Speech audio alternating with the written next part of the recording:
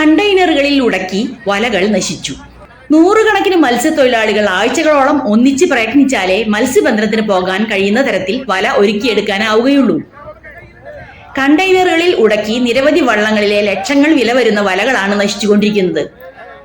ഇത്തരം അപകടങ്ങൾ മൂലം ലക്ഷങ്ങളുടെ നഷ്ടമാണ് വള്ളമുടമകൾക്കും മത്സ്യത്തൊഴിലാളികൾക്കും നിരന്തരം ഉണ്ടാകുന്നത്. തിങ്കളാഴ്ച പുലർച്ചെ അഴീക്കോട് അഴിമുഖത്തു നിന്നും മത്സ്യബന്ധനത്തിന് പോയ ശിവശക്തി എന്ന വള്ളത്തിന്റെ വല മുഴുവനായി നശിച്ച സംഭവം ഏറ്റവും ഒടുവിലത്തേതാണ്.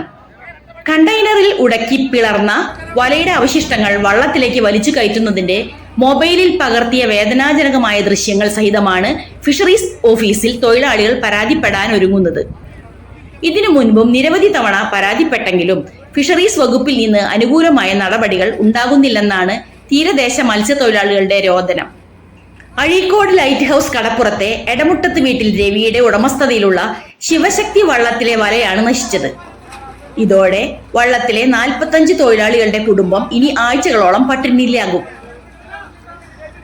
പുതിയ വല വാങ്ങി അത് മത്സ്യബന്ധനത്തിന് പാകപ്പെടുത്തി എടുക്കണമെങ്കിൽ 1 മാസത്തിലധികം നാളുകളാകും. അത്രയും നാൾ ഈ 45 കുടുംബങ്ങൾ കൊടും പട്ടിണിയിലേക്ക് കൂപ്പുകുത്തും. കുട്ടികളുടെ പഠിത്തം എല്ലാം ബാധിക്കപ്പെടും.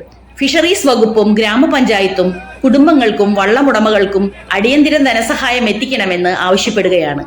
പ്രാദേശിക വാർത്തകൾ കയ്പമംഗലത്ത് നിന്ന്.